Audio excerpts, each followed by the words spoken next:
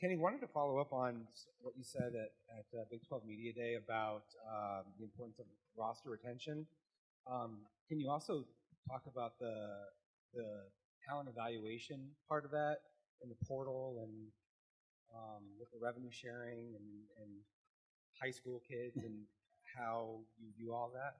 Yeah, well, obviously recruiting is the players on your roster, right? So you have to recruit good players. You can't have a bad roster, right? You're not going to be worth a crap as a coach with a bad roster. What I meant by saying recruiting is dead, retention is alive is, when you're talking recruiting rankings, you're usually talking 1 or 2 player difference takes you from 7th to 2nd or from 1st to 7th, right? You're talking these small factors. And what my deal is what actually I believe is going to take you those factors, because your roster has to be good, is the retention of those players. So what I meant was not that we're not going to recruit. We're going to recruit. It's everything. But it's that retaining the guys you recruit and not losing 2 of your top guys in the first 2 years is the real value on that process. It obviously is way different with rev share now. There's so many ways to, get players on your team. I think that's the biggest difference is there's so many different ways to get players on your team. And there's so many different ways in order to build a team now. Before, the only way to build a team was you sign high school kids. If you thought somebody was really good and you missed them, you have to play them. And that sucks. Now, you may never have to play them. You may be a freshman. You may have been lied to at that school to get him there. He may not receive that money, and he may be in the portal. And he may play for you, even though you lost him in the recruiting rankings. So I think there's so many different ways to obtain players now that you still have to sign high school. You still have to sign guys that can build your culture. But there's so many different strategies. I think that's the biggest difference. So I don't want to get too much into our strategy. I know that's going to be your follow-up question. I don't want to get too much into our strategy behind that. But we definitely have a plan that I believe in, and whether it works or not, who knows? But it's what I believe in is necessary in this era. I think it is known that you have a policy that if commits want to visit elsewhere, that they're not going to remain part of your class. And does that help you weed out the types of people that you think that might not fit your culture? Yeah, I'm just old school. Even though I'm a young guy, I'm old school in nature. I believe if I tell somebody something, I'm going to do it, and I think the same's in return. And that's just what I believe in to my core. And I want guys who truly want to be here. I don't want guys who are deciding if they want to be here yet. If you're committed to us, you're committed to us, and I'm committed to you. And we're going to do this thing, and I'm going to pour into you and give you everything I got. And I expect the same return. And if you're not ready to commit to us, don't commit to us. I'm fine with that. It doesn't matter to me. But I definitely believe in the word commitment and what that means. But I do understand. I started dating my wife at 17, and we've been together, so I do understand. I may lay on a different side of this than some other people. So, I just believe in that process. Michelle Gardner, Arizona Republic. Kenny, can you talk about the development of the tight end room? When you first got here, I think it was not a lot of talent there, and it was the biggest question mark, and now it's one of your biggest strengths, it looks like. Yeah, I think when we first got here, I don't want to say that we didn't have talent. I thought we did. Messiah's still with the Packers, Jalen Conyers is on a roster right now. Bryce, I thought was a good player for us. So I thought we had some pieces there. I definitely think Coach Muntz has done an unbelievable job getting that room, the type of guy that we want in that room from a skill set perspective. How we use our tight end, the versatility of their tight ends. Instead of having a lot of guys that maybe had a specialty, I think we have jacks of all trades, which I think that's what you want at that position. I like to say that position's like the Draymond Green. If you get a really good one, they can play power forward, they can guard a center, then they can bring the ball up if needed. I think a good tight end in today's day and age can put his hand in the dirt and block a defensive end and flex out and win a one-on-one in space versus a linebacker. So I think that position, to me, I love the direction it's headed because it's versatile, and it's not guys who are really good at one thing. It's guys that are really good at multiple things. which is, I think, how you can become versatile on offense. Hey, Kenny, Blake Neiman, Fox 10. What are you most hoping to get out of fall camp this year? What areas are you really focusing on? Toughness. I want our guys to play the game with passion, toughness, and physicality. You know, everybody's talking about, you know, we got players, we got some good players this year, and we do. But at the end of the day, football is this very simple game. You have to beat the crap out of the person in front of you physically. It's not rocket science. If you move somebody 2 yards, we're going to gain yards. If they move you back, the odds are we are not going to gain yards. You have to make special plays all day. So at the end of the day, I want our team to double down on physicality, double down on toughness. I want to see that toughness throughout practice. And, you know, spring ball, we definitely manage guys in a way with all the returners. We'll do that a little bit in fall camp. You know, we got a lot of vets, so you got to treat the vets right. But football is, like I said, it's a very simple game. If you don't turn the ball over and you whoop the person's butt in front of you, you're going to win a lot of games. A lot of games. Then you add a quarterback and you add some pieces to that and add talent. That's when you can win a ton of games, right? But the nature of it is the same. You got to whoop the person's butt in front of you. Coach, hi, Mike Wilson, Sports Byline Radio. You guys are the defending champs in a very tough league. Can you just speak to how just tough this is going to be to kind of go back to back with the titles? Because you got Texas coming, you got Kansas State, you guys. I mean, Utah. You don't expect Utah to do what they did last year, but just speak to the overall toughness of the league. Yeah, I mean, I'm not worried about the championship or any of that stuff. That's a moot point to me. But this league is super competitive. I mean, you alluded to it. You have Texas Tech, who, I mean, they have more guys, that could be drafted than arguably any team in the country right now, according to some of these sites. They put together an unbelievable team. You have Utah, who's always really good on defense. Now they have a really good quarterback that's there. They have consistency at that position. You have Baylor. I mean, the list goes on.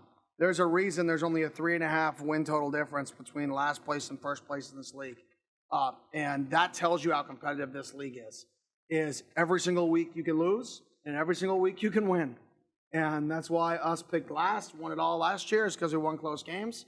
And us picked at the top could lose all those close games this year and be at the bottom. I mean, that's the name of the game. Who wins the close games in this league? Who's poised in those moments?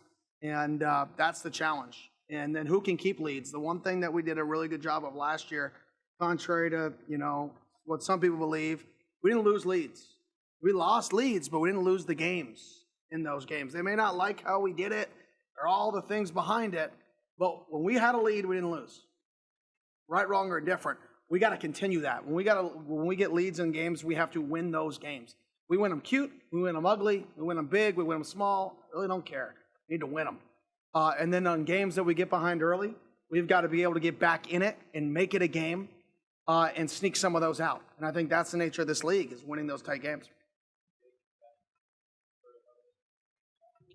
Goodbye, Sports 360 AZ. How you doing, Coach? Good. Obviously, Camp T coming up. What excites you most about seeing the guys get to mesh off the field a little bit, and then any new traditions, maybe? No new traditions. I mean, we do a time capsule thing that we started a few years ago where our guys write a letter to themselves. We bury it when we climb the mountain, so they get to, read their letter that they wrote last year to themselves this year, which I think will be pretty cool. So we started that, when I got here. So this will be the second year that they've gotten to read their letters. So it'll be interesting to see what, some of the guys wrote going into last season for expectations for the team, for themselves, what they wanted, when they were reading the letter now, what do they want to have accomplished? And did they achieve those goals? And my goal is that they didn't. I hope they read those letters and there's something in that letter that they didn't achieve. Because at the end of the day, your goals should be so high, they should be laughable. So hopefully there's some goals in those letters from last year that they didn't achieve that we can continue to strive for.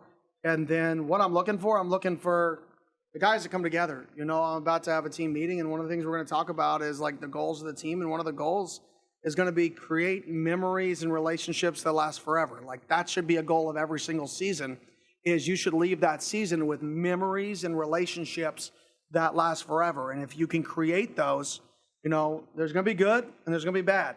That's part of it. But if you can leave every season with relationships and memories that you'll remember for the rest of your life, I think that's part of a successful season. Hi, Coach. Jake Garcia with 12 News. I know you said that, you're not concerned about talking about championships going back to back. What does a successful season look like from a process standpoint? And do you feel like that's been fine-tuned even compared to last year? Yeah, I think a successful season is playing our best football. Just playing our best football. A successful season is just continuing the brand of football we want to play, which is people know that we're going to be a physical football team, and we're going to play passionate, and we're going to play physical. Like that brand continuing on, that you can feel the passion when you watch us on TV. I say all the time, like when somebody describes us, what do you want it to be? How do you want somebody to describe us? Cute? Is that how you want it? Like that's fine. There's nothing wrong with that. A lot of teams win, in a cute manner. Or do you want to be described as a dude who strap it up? And to me, I want our football team to be described as that. And then I said I want our guys to have relationships and moments that will last a lifetime. And I want them to have more fun working harder than anybody in the country. I want them to love and enjoy the season. I think if we can leave the season being the very best version of us every single day, we can leave the season being a physically tough football team that plays with a passion, that has a lot of fun doing it, more than anybody in the country, and combine that with moments that were created, I think that's a successful football season. I think all of that together, we'll wake up one day and be like, holy cow, right? I don't know where we'll be if we're missing one of those pieces. Hey, Kenny, Damon Allred, Arizona Sports. A lot was made last year about the leash on Sam, and with him not even being the focal point of the offense with Scat. This season, obviously, he is the focal point of the offense, and he looks more comfortable as a starter. What does an unleashed Sam look like in Arroyo's offense, and how much of what he does is the types of things that NFL scouts will look at and say, I'm glad that he was doing that at ASU? Yeah, well, last year, the leash 100% came off. In my opinion, we actually hindered him last year more than helped him in a lot of ways. We said, hey, go fix it on 3rd and long. Go fix it on 2nd and long, which is very tough for a quarterback. So I think what you saw from Sam last year is somebody who had to fix a lot of problems in bad situations. And he did an unbelievable job of us giving him a bad scenario and fixing it. This year, I hope, and we will, put him in more positions to be successful on early downs, which will actually allow him to stay in rhythm, allow him to be a better quarterback on those long yardage situations as well. What he does well that translates, he prepares, super intelligent. He throws the deep ball extremely well. He's the best player on game day. He's a better player on game day than he is practice player, and he's a hell of a practice player, but when game day hits, he's so prepared for what he's about to see that it translates. He's super intelligent, like I said. He's mobile enough to get you out of problems.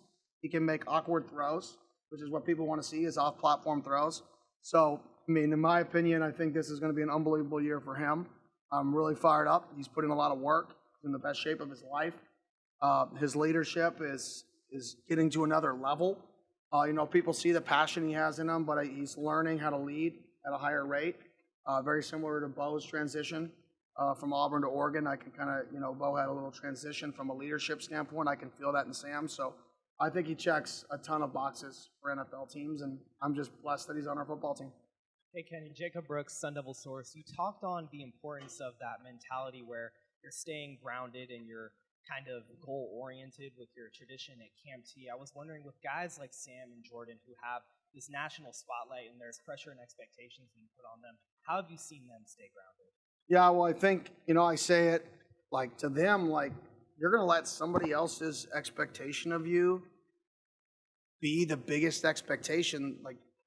That would be a red flag. If I were to meet with them and what I'm hearing from the media is a bigger expectation than what they're telling me they want to achieve, all right, I better meet with them daily and make sure that they understand it's okay. You don't have to achieve it. But when you have guys whose aspirations and goals are far beyond what anybody could write or what anybody could say, then does it really matter? Because your goals are bigger than what they're saying. And I think that's what you want in a football team. You want people's goals to be almost unachievable. You want it to be laughable. You want the people to think you're a little crazy. You know, last year our guys said some things at times, and people were like, "Oh, it'd become a controversy." And what do you want them to say that? Do you not? I want our guys to have confidence in going to play the game and playing the game aggressive and free. So I haven't really had to meet with them about it. It really doesn't matter because their goals are so high for themselves. And we're going to keep the main thing, and that's getting better every single day. And if you continue to do that, the better you get, the bigger your goal should be. Coach Michael Caratino, Pitchfork Lunch. Speaking, I mean, obviously being physical, guys coming back, but defensively, I mean, a lot of guys coming back, and through spring, it looks like, I mean, install went, not that it wasn't smooth, but I mean, they know what Coach Ward wants. What do you see, how do you see the defense growing? And I mean, I hate using the word easy, but making it a lot easier for Coach Ward to call the defense with what you have coming back. Yeah, I mean, you look back at who we are. We're a 3-week match man team to the boundary. Like, everybody knows that. Every football team we face knows that. It's 50% of our base down snaps. And you look at the Texas game, the last game we played, and you look back, and we played our best football when we just played what we do. And our guys came to the sideline and said, keep calling it. Keep calling it. Keep calling it. Because they had so much confidence. So I think just because you're back doesn't mean you need to change or get cute. I think you have to double down on what you're good at, and then you have to add wrinkles. So can we disguise things better? Do we know how much we can disguise things? Do we know how much we can't disguise things? Are there tweaks schematically that we need to make as a staff based off of our skill set coming back? Do we need to play more man coverage? So what do I expect? I expect a veteran group of guys that are going to play passionately. At the end of the day, if a 3 technique spikes the wrong way and there's going to be a huge run, and the backside corner sprints, and Javen Robinson makes a play 40 yards down the field and tackles him, okay, and then they go for a 4th down and we stop them, nobody's going to talk about the 3 technique spiking the wrong way. They only talk about the 3 technique spiking the wrong way if our corner doesn't sprint his butt off and make the play. So what do I expect? I expect extreme effort and extreme physicality out of our defense. We have enough talent that the talent will take care of itself. It's the effort and the physicality from that defense that I'm looking forward to. Hey, Coach. Justin Lesser-Toast, Devil's Digest. Can you just speak to the impact that Joe Connolly has over the course of a long off-season like this, helping players reach physical milestones and maybe individualizing just training regimens as a whole to get ready for the season? Yeah, I think Joe is one of the best in the business. I mean, when I first got here, obviously you want to start over for the most part, right? And your strength coach is one of the most vital pieces when you're starting over. That's the guy who helps create the culture. So I reached out to some people about who we were going to hire, and I'm like, well, we got to hire somebody new, right? You can't keep the people that are here because you got to have a new identity. And when, 2 of the 3 guys, their top name was Joe, and I'm like, well, crap, he's already here, right? And then I met with him, I'm like, yeah, this is a no-brainer. And he's so good at balancing the work with the science. Sometimes you get guys that are all about the work and there's not much science. Just run your head through the wall and keep running. And there's other guys that are all about the science, but they don't have the motivation, right? I think Joe's phenomenal at balancing both. He's super intelligent. He understands the science that goes into it, but he also is a really, really good motivator. He understands people. He's relationship driven. He holds a standard, and his entire team holds a standard. Going out there and watching them work out, you don't see a slip in the standard of the program. And I think that's the stuff that behind the scenes happens. That's really the backbone. And you can see guys, Keyshawn Elliott's a mile per hour faster. Clayton's 20 pounds heavier and a mile per hour faster. Jordan Tyson's almost a mile per hour faster, I want to say, and 10 pounds heavier. So the growth was there. The work was there. So I'm just excited to see, it all put together. Doug Franz Unplugged podcast. As a native, how do you wear a sweatshirt in July? Well, it's short sleeve, right? And I'm inside. Okay. And I don't put, how do you wear it inside? You don't go outside. Okay. So it's pretty simple. But I have to wear something with a hood so I get my neck protected. So you'll see this one. The reason I wear this one out on the field is it pops up. Gosh. The dry fit fold down, and then my neck gets exposed. So this is my way to protect my neck. I'm a little hotter, but it's okay. Strategy. Yeah, there's a plan. Number 2, you mentioned earlier, you never know. You could lose close games, and about the poise that you have to win close games. How do you coach poise? Hard. I think it's something they got to believe in each other. I think in the biggest moments, the closest teams win. The teams that know each other's names, the team who knows the guy next to him deepest and darkest secret, right? I think it comes down to those relationships when you can look at somebody and be like, let's do this. And you have so much confidence that that guy next to you is not going to let you down, that that guy next to you is going to make the play. So I think in the biggest moments, it's the relationships that take the lead. And the calmness of you in a huddle or you looking at 11 other guys and you're like, oh yeah, like, I don't know who's going to let us down. None of these guys. And that confidence when you take the field and that confidence when you hear the voices of the guys that you have really, really strong bonds with. So I think hopefully we've continued to build those bonds, which I think we have, and double down on those bonds. But I think that's what wins close games. And you mentioned Bo Nix. I read an article that Sean Payton was even impressed that Bo on his own contacted Drew Brees and spent a week learning about from the guy that knows that Sean Payton offense better than anybody. Did you know about that? Did you and Bo talk about that? And can you compare kind of Sam and Bo and maybe having NFL scouts not quite sure about Bo and how they might feel about Sam? Just any comparison between the two. Yeah, I mean, I didn't know about that, but that sounds like Bo. I mean, all day long, that's Bo. In terms of Sam and Bo, there's a lot of comparisons, to be honest. They're both great kids off the field. They're both plus athletes. They could both probably play safety, at a high level in college. If not, get on a team in the NFL at safety or at a defensive back position. One that was physical. They're both physical kids. They're both super hard studiers. They love to know the game and they want control. They don't want to give up control. They want the control of the game. And that's not even including like the ability to throw the ball. I know everybody thought Bo couldn't throw it deep, but he's really good at throwing the deep ball. Sam's really good at throwing the deep ball.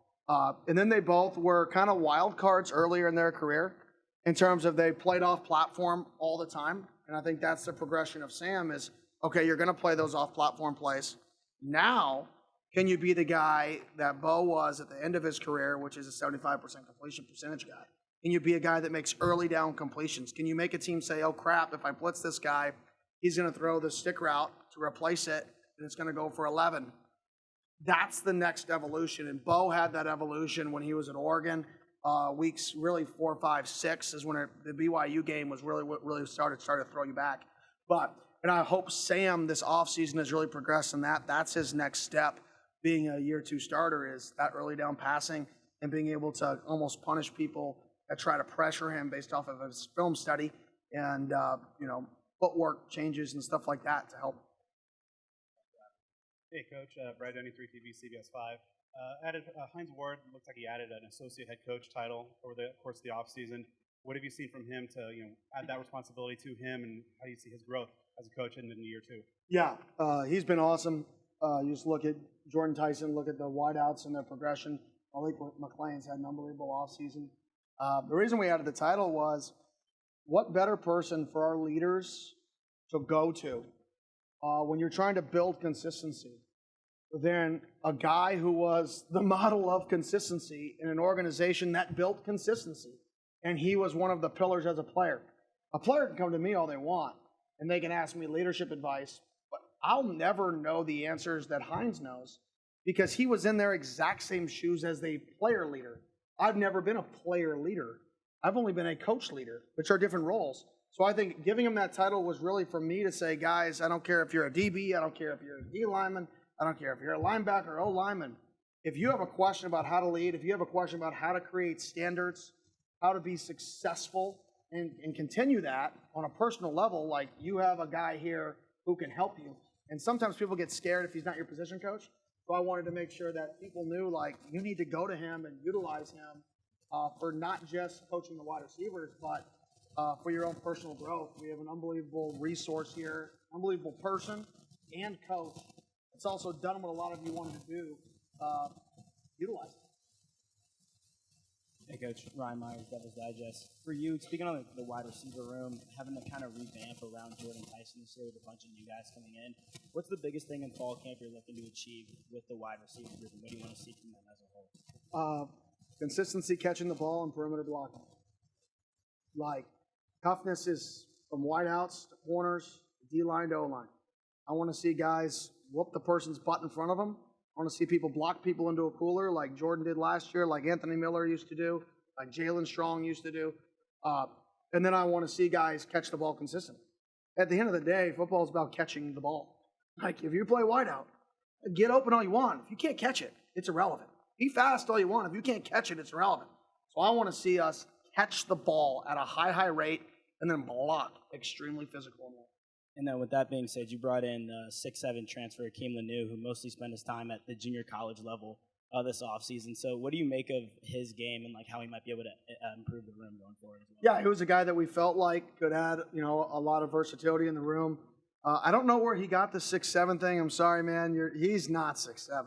But he is a very tall, lanky guy. Great kid. He's come in and worked his butt off. I'm excited to add him to the room. He's been really good so far. You think he's closer to 6'5", 6'6"? Yeah, the first. Coach Elliot Polikoff, Arizona's family. I know there's not really an off season in college football anymore, but did you get a chance to kind of take a deep breath this summer at all, or unplug? Did you even want to do that? I mean, was it hard for you to do that? Yeah, was that a plug? Unplug right there? That was smooth. I did get a chance to get away a little bit.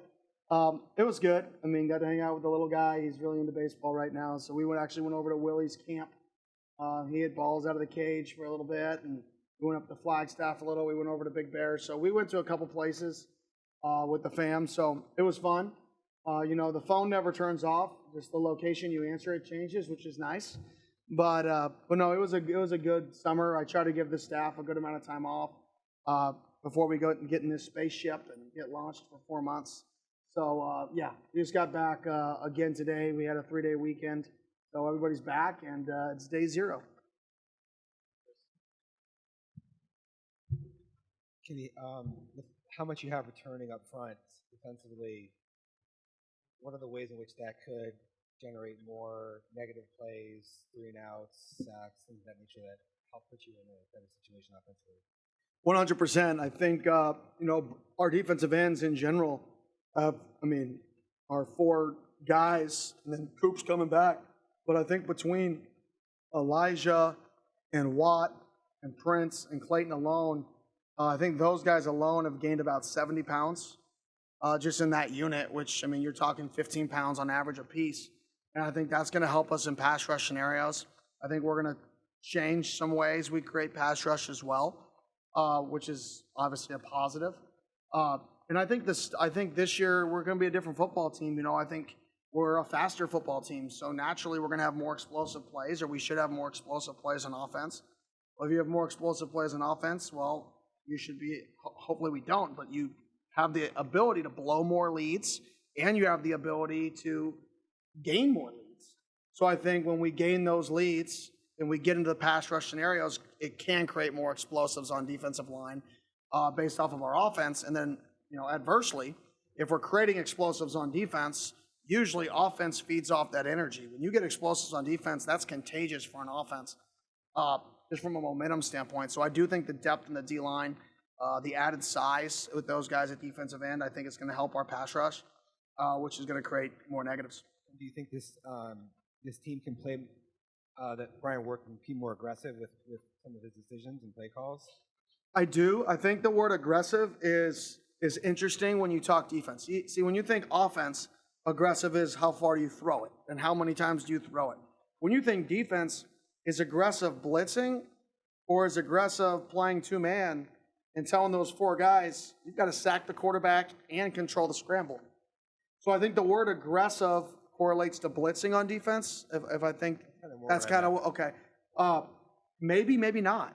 It may. I think that's going to depend on the matchups this year. I think this year we may not be that team that you see as much chaos. It may be calmer and saying, listen, we're going to get this dude matched up versus this dude.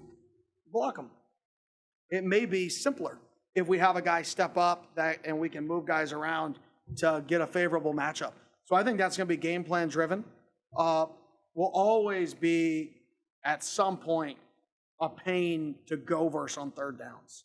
Whether you like it or not, right? When you're an offense and, we do so much, we bring everybody within 8 yards of the line of scrimmage. And yeah, does it cost us sometimes? Yes. But when you're an offense and you see a team do all of that on third down, you worry so much about third downs in the game plan that you kind of, well, they're simple on first downs. Let me just focus on third down. And then you dominate, hopefully, early downs. You get so many people in the third downs that all you got to do is be 50%, and you're going to be really good. So I do believe in chaos on third down, but more just philosophically, because you have to prepare for the chaos. And preparing for the chaos, if we do it every week and you have to do it once a year or twice a year, you have to spend more time. That takes time away from base downs and, carries over. So I don't know if it's much personnel driven. The personnel side will be, can we get to the passer with 4? Can we get to the passer with 5? Can we get to the passer with, 3 and bring games and have a spy? I think you may see more of that based off of where I think our defensive line will be this year based off, like you said, personnel. More aggressive, letting them go. The more you move, the less you let the D-line go, right? Because now they're stunning left and stunning right. It's not a one-on-one. So we may be more aggressive with letting our D-line go and say one-on-one. Coach, right here. Hey, last year, success, all the success you had, it breeds expectations, right? And for the first time in a long time, there's expectations here. Last year with some of those home games, as the kids say, there was some aura out on that field, right? What do you want to tell the fans? I mean, week 1, we play in AU. It's going to be hot. A lot of people who have tickets are going to be in Flagstaff. They're going to be at home on their couch. Regardless of where you are, understand we had a lot of kids who chose to come back, right, to play football at Arizona State, and they take a lot of pride in this place. Show the amount of pride they show. Show up. Like everybody says, are people going to show up week 1? Well, what separates, go look at any good football program and go look at week 1. Go look at it, and you're going to see sold-out crowds or 85% capacity. If we want to be a program that continues to build, then we, as the community, have to show that. Because at the end of the day, I've said this from day one, this is not a Kenny Dillingham. This is not one player, one coach. In order to win in college athletics, it takes a community. The current rules of college athletics, it's even going to be more important to have a community with the way NIL is changing and all that. So when I say it's important for people to show up and sell out and be loud from week 1 on, I absolutely mean that, because we're going to have people watching. Our players are going to run out of that tunnel, and they're going to say, man, it matters here, or man, it doesn't. And that's going to carry over for the next tradition of kids. Man, it matters here, or man, it doesn't. And our fans dictate that. Coach, your receiving group has kind of been retooled a little bit with the exception of Tyson coming back. Can you talk a little bit about Jaron Hamilton, what he brings, and what you've seen out of him in the spring? Yeah, he's gained, I think, 17 pounds since he got here. And he's gotten faster. He's second, depending on how you look at the speed, he's a high 22 guy, mid to high 22 guy. Right now is 207 pounds, 206 pounds. And he showed up here at 190, 191, somewhere in there. So whatever that weight is, I'm maybe off by a pound either way. But you see speed, and you see a kid who's gotten comfortable. I think a lot of times in college, I want guys to be themselves here. I think that's evident the moment you walk in here. It's a little uncomfortable to be yourself in a college football environment because so many environments want you to be the environment, right? You're not yourself. You need to be us. And I couldn't disagree more. When you come to our football program, you need to be you, right? And you need to hit a set of standards however you do it. I don't care how you do it. Just be a good person and make good decisions and have more fun working on everybody in the country. I don't care if you do that with a sideways hat. I don't care if you do that with an arm sleeve. I don't care if you do that with a grill. I don't care if you do that with earrings. I don't care if you do that in a sweatshirt. I don't care what you do it in. Just be yourself and be a good person and make good decisions and have more fun working on everything in the country. So I think for him, I think he got comfortable here. Like he's just comfortable. He's himself. And I think now you're seeing why he was so highly ranked. And he's got a lot to prove still. I'll tell him that to his face. He's got to go prove that his progress is going to show up on the field. He's going to become a better blocker and all the things that are necessary. But I'm really happy he's here, and I've loved the progression he's made, and I think he's really comfortable here. To the player leadership stuff, Jordan Tyson told us that he's on the council now, and that makes a lot of sense with Hines taking that new position as well. How did the council shape up, and who are the new guys? What made them stand out to you? Not me, our team votes.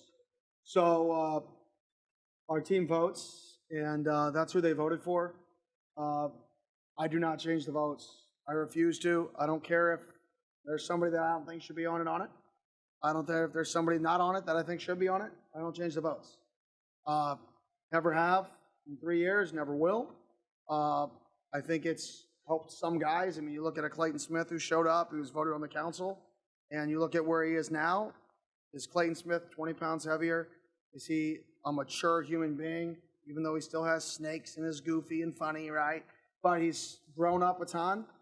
Would he have grown up, gained 20 pounds, and been the Clayton Smith of today if his teammates didn't vote him on that, and if we didn't challenge him to become a better leader? I don't know. I really don't. But he is. So I'm really pleased with what the leadership council is and who they voted on this year, though. I think it's a reflection of our team. Who are the new guys besides Tyson? You're going to put me on spot. We have a meeting at 5:30. Besides Tyson, Skrilla, I'll go O-line back. So Skrilla's new. You guys know Skrilla. Names, Josh Atkins. Sorry. Call him Skrill. Big Skrill. Actually, even though he's lost a lot of weight, he's led cardio clubs, so he's like medium Skrill now. Not quite as big as he used to be. So you have Skrilla. You have JT, who's new. Sam was on it last year. D-line, CJ Fight was on it last year. You have Clayton, he was on it. You have Jordan Crook, who's on it this year now. You have Keith Abney, who's on it this year now. Ben Coleman, who's on it this year now. I think those are the new guys. Miss anybody? Safety, no. Corner, no. Linebacker, no. Keyshawn Elliott was on it last year. CJ and Clayton were on it last year. So those guys that I mentioned were on it. Montana was one of the young guys last year, so we haven't added those young guys yet to the council. So we'll add a few of the younger class to kind of learn how it works before they get voted on in their turn.